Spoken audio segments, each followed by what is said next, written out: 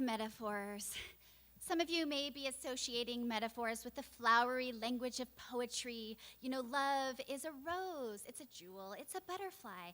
But really, metaphors are built right into our language. The definition, a figure of speech in which a word or a phrase is applied to an object or an action that's not literally applicable. I may wake up in the morning, and if I haven't had my coffee, I may say, when I don't have my coffee, I'm a zombie.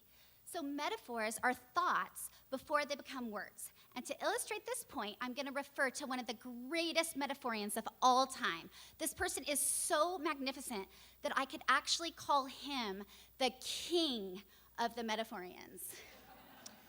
Elvis Presley is a perfect example of how whenever we want to resort to something abstract, whether it's a concept or an idea or a thought or a feeling, we go right to metaphor.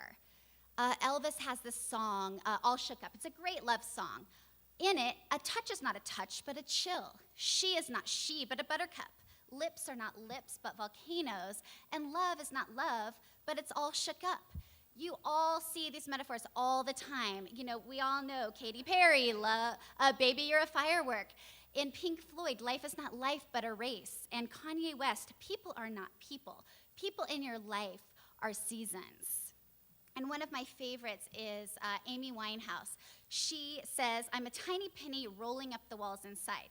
She actually claims that she's an object, the penny. Well, we know she's not literally the penny, but this conveys that she's, rolling around aimlessly. She's fearful, she's frightened. These are all Aristotle's classic definition of a metaphor, which is assigning the thing to something that's named something else. And there's an actual mathematical equation associated with metaphors. It's x equals y, very simple. And this equation is present wherever metaphor is present. And, rock stars use it, philosophers use it, and so did Shakespeare. All the world is a stage. We start mixing and matching in our brains everything we know, analogies about the stage, to try to understand the world. And actually, we have a deeper understanding of the world from this metaphor. Now, how do we do this? How do our brains do this? Pattern of recognition. There are actually no triangles up here. Your brain is filling in the triangles. We create patterns with our brains. Second step of understanding metaphors, conceptual synesthesia. Which one's Booba and which one's Kiki? If you are like 99% of other people, the one on the right is what? Yes, and the one on the left is Kiki. Another thing, try to say the color. Cognitive dissonance. No matter what, your brain will not reject the literal meaning of words. Same with metaphors. The funny thing about metaphors is the word metaphor is actually a metaphor in itself. It has Greek origin, and it means to convey or to transfer meaning. And from the time that we're small children, we know hundreds and hundreds of metaphors. For example, you might say someone is an early bird, or you might refer to someone as a night owl. These are built into our language at such an early age, and we don't even notice it. One metaphor that life is a journey, used in advertising. United Airlines, life is a journey, travel it well. Nissan, life is a journey, enjoy the ride. It's so immersed in us that we don't even notice, You're probably all familiar with Robert Frost's poem, The Road Not Taken.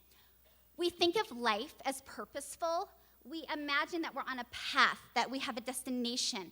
We refer to kids as getting off to a great start, or we refer to adults as being at the end of the trail. Morgan Stanley, in 2 words, this is a visual metaphor. We can feel safe and secure in time of risk. So modern advertising relies on metaphor. And that's a long one. Poor Dorothy. She is so unhappy. But where is she going to find happiness? Somewhere over the rainbow? She can't literally go over the rainbow and find happiness. Thus, her desire becomes a metaphor. Metaphors live this secret life around us. They influence how we do everything. And understanding metaphors is essential to how we think, how we invent, how we create, how we understand ourselves and each other. So I leave you with that, and metaphors be with you.